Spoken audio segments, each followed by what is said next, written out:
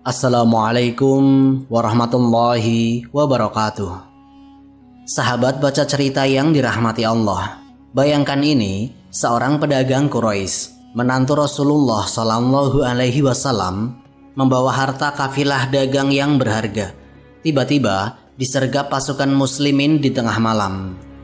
Semua orang berpikir, ini akan berakhir di medan perang, atau harta ini akan hilang selamanya. Namun, Abul As berhasil meloloskan diri. Dan ia mencari perlindungan satu-satunya yang bisa memberinya jaminan, yaitu putri Rasulullah Zainab radhiyallahu anha. Dengan satu kata dari muslimah, hukum Islam menetapkan, tidak ada seorang pun boleh menyakitinya, bahkan dalam kondisi perang. Tapi itu baru permulaan, hartanya dikembalikan, janji dijaga, dan reputasinya tetap mulia. Lalu pertanyaannya, kenapa seorang menantu Rasulullah yang sangat terhormat ini menunda memeluk Islam selama bertahun-tahun, bahkan saat semua orang menunggu keputusannya? Di pertemuan kali ini, kita akan melihat kisah amanah, keberanian, dan keputusan yang membersihkan hati seorang pedagang Quraisy dari tuduhan duniawi. Hingga akhirnya, ia masuk Islam tanpa kepentingan pribadi dan bersatu kembali dengan Sayyidah Zainab radhiyallahu anha secara sah. Bismillah, mari kita mulai ceritanya.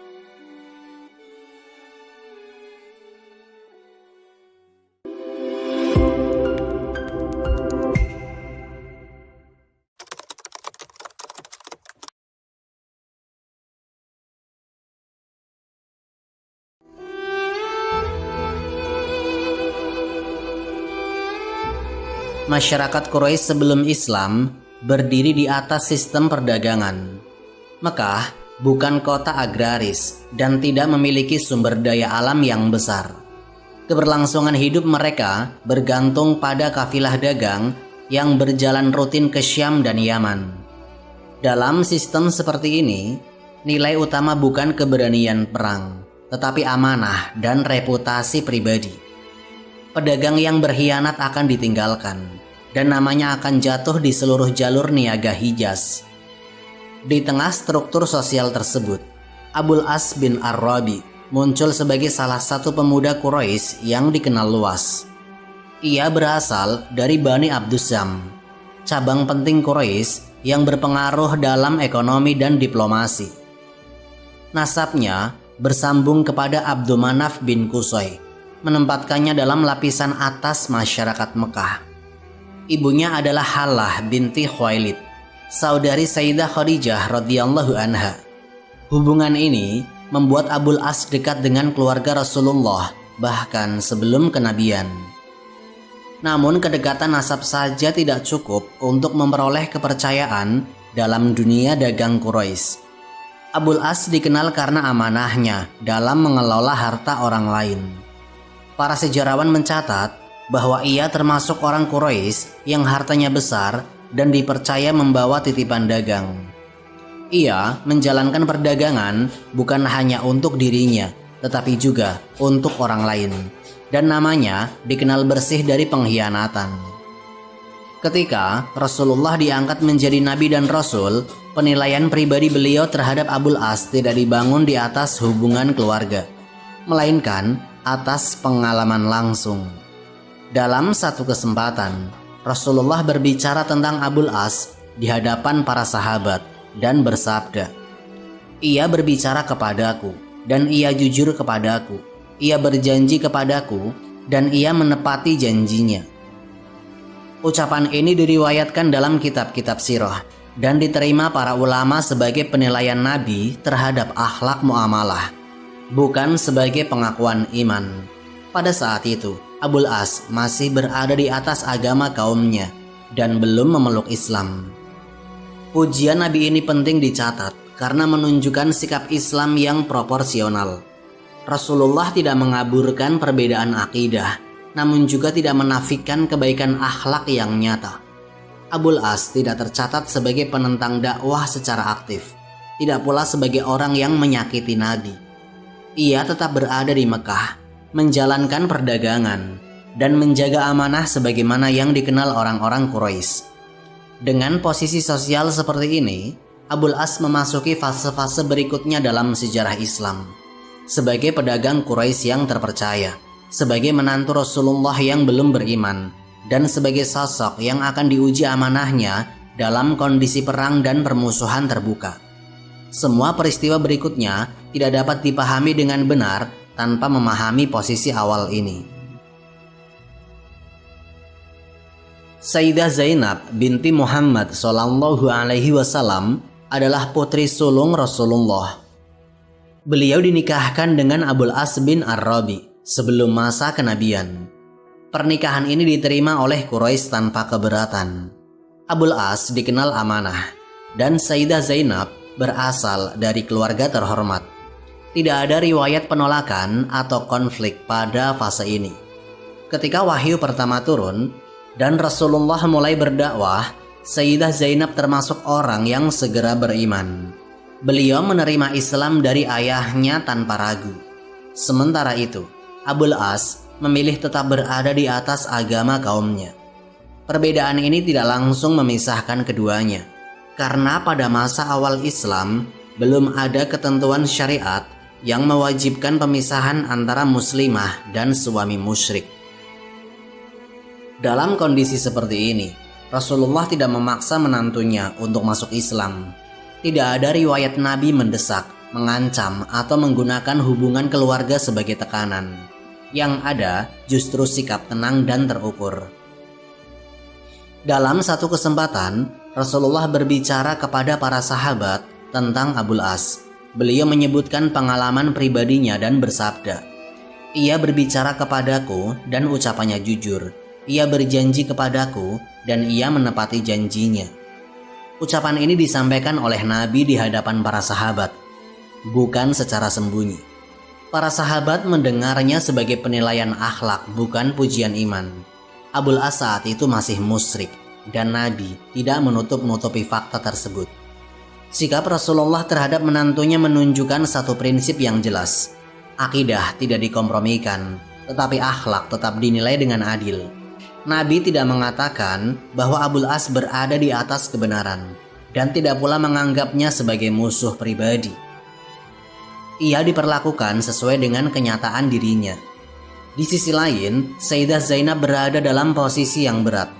Beliau seorang muslimah yang hidup bersama suami yang belum beriman, di tengah tekanan Quraisy terhadap dakwah Islam. Namun, tidak ada riwayat bahwa Rasulullah menyuruh Sayyidah Zainab memberontak, melawan, atau menciptakan konflik rumah tangga. Segala sesuatu dibiarkan berjalan sesuai tahap turunnya hukum. Fase ini berakhir ketika konflik antara Mekah dan Madinah berubah menjadi konflik terbuka. Hubungan kekeluargaan tidak lagi berdiri di ruang netral, tapi masuk ke wilayah peperangan. Pada titik inilah, Abul As tidak lagi sekedar menantu, melainkan bagian dari barisan Quraisy yang berhadapan langsung dengan kaum muslimin. Perang Badar berakhir dengan kemenangan kaum muslimin dan tertawanya sejumlah tokoh Quraisy. Di antara para tawanan itu terdapat Abul As bin Ar-Rabi. Ia ditangkap hidup-hidup dan dibawa ke Madinah bersama tawanan lainnya, tanpa perlakuan istimewa dan tanpa pengecualian karena hubungan keluarga. Setelah berita kekalahan Quraisy sampai ke Mekah, mereka mulai mengirim utusan untuk menebus para tawanan. Setiap keluarga mengirimkan harta sesuai kemampuan mereka. Sayyidah Zainab binti Rasulullah yang saat itu berada di Mekah juga mengirimkan tebusan untuk suaminya. Tebusan itu sampai ke Madinah bersama tebusan lainnya. Di antara harta yang dikirim terdapat sebuah kalung. Kalung itu bukan perhiasan biasa. Ia adalah pemberian Sayyidah Khadijah binti Khuwailid radhiyallahu anha kepada Zainab ketika menikah dengan Abul As. Ketika Rasulullah melihat kalung tersebut, beliau mengenalinya. Sayyidah Aisyah radhiyallahu anha meriwayatkan bahwa Rasulullah terdiam dan tampak terpengaruh. Beliau menatap kalung itu, lalu mengangkat kepalanya dan berbicara kepada para sahabat. Rasulullah Shallallahu Alaihi Wasallam tidak mengeluarkan perintah, Beliau tidak mengatakan bebaskan tawanan itu, dan tidak pula berkata kembalikan tebusannya. Yang beliau sampaikan adalah permintaan pendapat. Nabi bersabda dengan makna, "Jika kalian berpendapat untuk membebaskan tawanan itu dan mengembalikan tebusannya, maka lakukanlah." Para sahabat memahami ucapan Rasulullah. Mereka tahu bahwa harta tebusan itu secara hukum telah menjadi milik kaum muslimin, dan tawanan itu berada di bawah keputusan mereka. Tidak ada kewajiban untuk membebaskannya. Namun para sahabat menjawab dengan serentak. Mereka berkata, "Iya, wahai Rasulullah." Mereka sepakat untuk membebaskan Abul As dan mengembalikan tebusan yang dikirim oleh Sayyidah Zainab, termasuk kalung milik Sayyidah Khadijah. Tidak ada riwayat bahwa ada sahabat yang menolak atau meminta pengecualian. Setelah keputusan itu diambil, Abul As dibebaskan dari status tawanan. Harta tebusan dikembalikan kepadanya sepenuhnya. Tidak satupun bagian ditahan oleh kaum muslimin. Sebelum Abul As meninggalkan Madinah, Rasulullah menyampaikan satu permintaan kepadanya. Nabi meminta agar Abul As melepaskan Sayyidah Zainab dan membiarkannya berpisah darinya sesuai ketentuan syariat. Permintaan itu disampaikan secara jelas dan tegas, namun tanpa ancaman dan tanpa paksaan tambahan. Abul As menerima permintaan tersebut. Ia tidak membantah dan tidak mengingkari kesepakatan.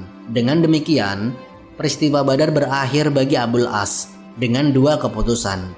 Ia dibebaskan sebagai tawanan dan hartanya dikembalikan, namun rumah tangganya harus tunduk pada hukum Allah. Setelah dibebaskan dari Madinah, ia kembali bukan sebagai tawanan dan bukan pula sebagai orang yang berhutang janji samar. Ia membawa satu amanah yang jelas dari Rasulullah Shallallahu Alaihi Wasallam, membiarkan Sayyidah Zainab berpisah darinya sesuai ketentuan syariat. Sesampainya di Mekah, Abul As tidak menunda dan tidak mengelak. Ia langsung menyampaikan keputusan itu kepada istrinya. Tidak ada riwayat perdebatan panjang atau penolakan. Yang ada adalah permintaan terhadap janji yang telah ia ucapkan. Dalam riwayat tersebut, bahwa Abul As berkata kepada Sayyidah Zainab dengan makna yang jelas, bahwa ia diminta Rasulullah untuk melepaskannya, dan ia akan menepati hal tersebut. Sikap ini berjalan dengan reputasi Abul As yang sejak awal dikenal sebagai orang yang tidak mengingkari janji. Sayyidah Zainab pun bersiap meninggalkan Mekah. Keberangkatannya bukan secara sembunyi-sembunyi, tetapi secara terang-terangan.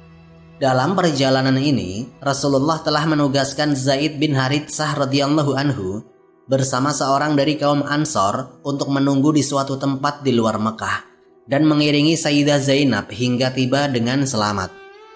Proses pemisahan ini tidak diwarnai pertengkaran rumah tangga atau tidak pula diiringi kekerasan. Abul As tidak menahan, tidak menghalangi, dan tidak memanfaatkan posisinya sebagai suami. Ia membiarkan Sayyidah Zainab pergi sebagaimana yang diminta Rasulullah. Riwayat ini menunjukkan satu hal yang konsisten. Abul As menepati janji meskipun janji itu merugikan dirinya secara pribadi.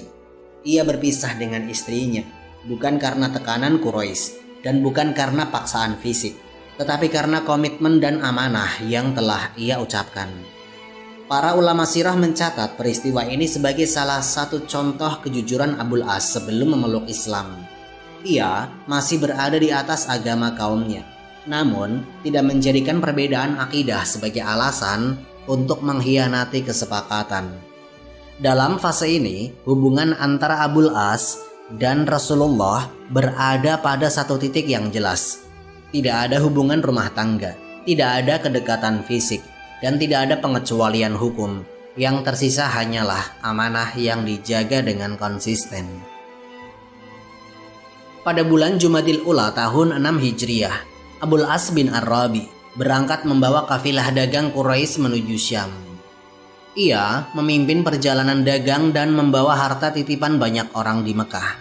Posisi Abul As dalam kafilah ini bukan sekedar pedagang, tetapi penanggung jawab harta kolektif, sebagaimana reputasinya yang dikenal amanah. Dalam perjalanan pulang dari Syam, kafilah tersebut dihadang oleh pasukan kaum muslimin. Pasukan ini dipimpin oleh Zaid bin Haritsah radhiyallahu anhu dan terdiri dari sekitar 700 penunggang. Penyerbuan berhasil, harta dagangan dikuasai, dan sejumlah orang ditawan. Namun, Abul As berhasil meloloskan diri. Ia tidak tertawan dan tidak tertangkap di medan itu. Dalam kondisi terpisah dari kafilah dan tanpa perlindungan, ia bergerak menuju Madinah secara sembunyi-sembunyi pada malam hari. Setibanya di Madinah, Abul As langsung menuju rumah Sayyidah Zainab binti Rasulullah. Ia meminta perlindungan kepadanya. Sayyidah Zainab menerima permintaan itu dan memberikan jaminan perlindungan kepadanya, sebagaimana dikenal dalam tradisi Arab dengan istilah jiwar. Keesokan harinya, Rasulullah keluar menuju masjid untuk menunaikan salat subuh. Seusai salat subuh, tiba-tiba terdengar suara Sayyidah Zainab dari arah masjid. Beliau berkata dengan suara lantang, "Wahai kaum muslimin, sesungguhnya aku telah memberi perlindungan kepada Abul As bin Ar-Rabi." Rasulullah terkejut mendengar pernyataan itu. Beliau menoleh kepada para sahabat dan bersabda, "Apakah kalian mendengar apa yang aku dengar?" Para sahabat menjawab, "Iya." Rasulullah kemudian bersabda, "Demi Allah, aku tidak mengetahui apapun tentang hal ini sebelum aku mendengar apa yang kalian dengar. Sesungguhnya perlindungan itu sah meskipun diberikan oleh seorang muslim yang paling rendah kedudukannya." Dengan pernyataan ini, Rasulullah menetapkan satu kaidah penting dalam Islam. Jaminan perlindungan atau jiwar yang diberikan oleh satu orang muslim berlaku dan wajib dihormati oleh seluruh kaum muslimin.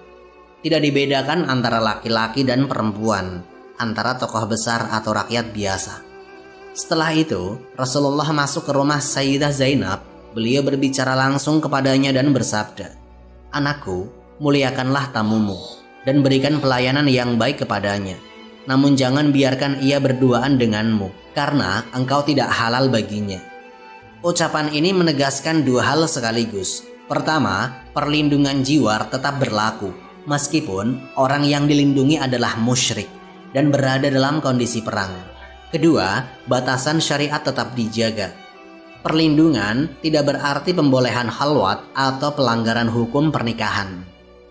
Dengan demikian, Abul As berada di Madinah dalam status orang yang dilindungi, tidak boleh disakiti, tidak boleh ditawan, dan tidak boleh diganggu. Semua ini terjadi bukan karena kekuatan politik, tetapi karena satu pernyataan perlindungan dari seorang muslimah yang kemudian ditegaskan keabsahannya oleh Rasulullah di hadapan kaum muslimin. Setelah Abul As berada dalam perlindungan jiwar, harta dagang yang sebelumnya dirampas dari kafilah Quraisy berada di tangan kaum muslimin. Harta itu secara hukum termasuk harta fa'i, dan para sahabat memiliki hak penuh atasnya. Tidak ada kewajiban untuk mengembalikannya, dan tidak ada tekanan syariat yang memaksa keputusan tertentu. Dalam kondisi ini, Rasulullah tidak menetapkan keputusan sepihak. Beliau mengumpulkan para sahabat dan berbicara secara terbuka. Nabi bersabda dengan makna yang jelas, "Laki-laki ini adalah bagian dari kita sebagaimana yang kalian ketahui. Kalian telah mendapatkan hartanya, dan jika kalian berkenan mengembalikannya maka lakukanlah. Namun jika kalian enggan, itu adalah harta fa'i yang Allah berikan kepada kalian, dan kalian lebih berhak atasnya." Ucapan ini menempatkan keputusan sepenuhnya di tangan para sahabat. Tidak ada perintah, tidak ada tekanan moral, dan tidak ada pengkondisian. Rasulullah hanya menyampaikan realitas hukum dan membuka ruang pilihan. Para sahabat mendengar tawaran itu. Mereka saling memandang dan kemudian menyampaikan keputusan mereka. Mereka berkata, "Wahai Rasulullah, kami memilih untuk mengembalikannya." Keputusan ini diambil secara kolektif. Tidak diriwayatkan adanya sahabat yang menahan sebagian harta atau meminta kompensasi. Seluruh harta yang sebelumnya diambil dikumpulkan kembali. Sayyidah Aisyah radhiyallahu anha meriwayatkan bahwa para sahabat mengembalikan semuanya tanpa sisa. Bahkan barang-barang kecil pun tidak ditahan. Tali pengikat, wadah air yang usang, dan kantong kulit dikembalikan sebagaimana adanya. Tidak satupun yang disembunyikan atau dianggap remeh. Setelah menerima kembali seluruh harta tersebut, Abul As bersiap meninggalkan Madinah. Ia membawa harta itu kembali ke Mekah. Setibanya di sana, ia tidak menyimpan atau menunda pembagian. Ia mengumpulkan orang-orang Quraisy yang memiliki harta titipan padanya. Di hadapan mereka, Abul As berkata dengan tegas, "Wahai kaum Quraisy, apakah masih ada harta kalian yang tersisa padaku dan belum aku kembalikan?" Orang-orang Quraisy menjawab, "Tidak, kami tidak mengetahui kecuali engkau selalu menunaikan amanah dan menjaga kehormatan." Pengakuan ini keluar dari lisan orang-orang Quraisy sendiri, bukan dari kaum muslimin. Mereka bersaksi atas kejujuran Abul As di hadapan publik Mekah. Setelah semua harta dikembalikan, tanpa kurang dan tanpa syarat. Peristiwa ini menegaskan bahwa kejujuran Abul As tidak lahir karena tekanan, dan amanahnya tidak dijaga karena harapan imbalan. Ia berada dalam posisi yang memungkinkan untuk menahan harta atau menghindar. Namun, ia memilih menyelesaikan semuanya secara terbuka dan tuntas. Banyak orang Mekah memandangnya dengan hormat karena konsistensi amanahnya, sekaligus curiga bahwa ia menunda memeluk Islam karena ingin mengambil keuntungan harta atau status. Dalam situasi ini, Abul As memutuskan untuk berbicara secara terbuka di hadapan para Quraisy. Ia berkata, sebagaimana diriwayatkan, "Aku bersaksi bahwa tidak ada Tuhan yang benar kecuali Allah, dan Muhammad adalah hamba dan utusannya. Kalian tidak menghalangiku memeluk Islam kecuali karena kalian sangka jika aku masuk Islam, aku akan mengambil harta kalian. Sekarang urusanku selesai dan harta kalian telah kembali kepada kalian. Maka aku memeluk Islam dengan hati yang tulus." Pernyataan ini menegaskan dua hal penting. Pertama, Abul As menunda masuk Islam bukan karena ragu pada kebenaran, tetapi untuk menghindari tuduhan khianat atau motif keuntungan. Kedua, keislamannya bersih dari kepentingan dunia, karena semua harta Quraisy telah dikembalikan. Setelah mengucapkan syahadat, Abul As bersiap melakukan hijrah menuju Madinah. Rasulullah menyambut kedatangannya sebagai seorang muslim. Tidak ada tekanan, tidak ada prasyarat tambahan. Yang ada hanyalah penerimaan dan penyatuan kembali keluarga secara sah. Sesampainya di Madinah, Abul As bertemu dengan Sayyidah Zainab. Pernikahan mereka kini sah di sisi Islam dan tidak ada kendala hukum maupun adat. Semua yang sebelumnya dibatasi oleh status perbedaan agama kini terselesaikan sesuai syariat. Kisah ini diriwayatkan dalam Al-Hakim Al-Mustadrak dan dikonfirmasi oleh Ibnu Hajar. Riwayat menekankan kejujuran Abul As dan motivasi bersihnya dalam masuk Islam, menunjukkan bahwa keimanan tidak boleh bercampur dengan kepentingan pribadi atau tekanan sosial. Dengan hijrah ini, Abul As tidak hanya menyelesaikan urusan dunianya, tetapi juga mengamankan kedudukan spiritualnya. Ia menjadi bagian dari komunitas muslim di Madinah, menjalankan perdagangan dan kehidupan sehari-hari dengan reputasi amanah tetap terjaga, dan kembali bersatu dengan Sayyidah Zainab secara sah. Setelah masuk Islam, Abul As bin Ar-Rabi menempati posisi yang tenang dalam masyarakat muslim. Ia kembali menjalankan perdagangan dan kehidupan sehari-hari, tetapi kini berada di atas iman yang sah. Tidak banyak riwayat yang menunjukkan konflik atau kontroversi setelah ia memeluk Islam. Reputasinya tetap amanah, sebagaimana dikenal sejak sebelum keislamannya. Abul As menjalani hidupnya di Madinah dengan konsistensi menjaga amanah dan kehormatan. Ia tetap menjadi menantu Rasulullah dan kembali bersatu secara sah dengan Sayyidah Zainab binti Rasulullah. Semua interaksi sosial dan perdagangan dijalankan tanpa catatan permusuhan atau ketegangan khusus, menunjukkan transisi yang mulus dari posisi musyrik menjadi muslim yang berintegritas. Beliau wafat di masa kekhalifahan Abu Bakar As-Siddiq radhiyallahu anhu, tepatnya pada bulan Dzulhijjah tahun 12 Hijriah. Wafatnya dicatat oleh para sejarawan sahih, termasuk Ibnu Hajar dalam Al-Isabah fi Tamyiz As-Sahabah. Tidak ada riwayat yang menunjukkan kematian dalam kondisi sengketa atau konflik. Beliau meninggal dengan status sebagai sahabat dan menantu Nabi yang mulia. Para ulama menilai keislaman Abul As sebagai contoh kejujuran dan amanah. Ia masuk Islam dengan motivasi murni setelah menunaikan kewajiban moral terhadap harta Quraisy. Keputusannya tidak dipengaruhi tekanan, politik, maupun keuntungan pribadi. Penilaian ini menegaskan reputasinya di sisi syariat dan sejarah Islam sebagai sosok yang konsisten dalam iman dan akhlak.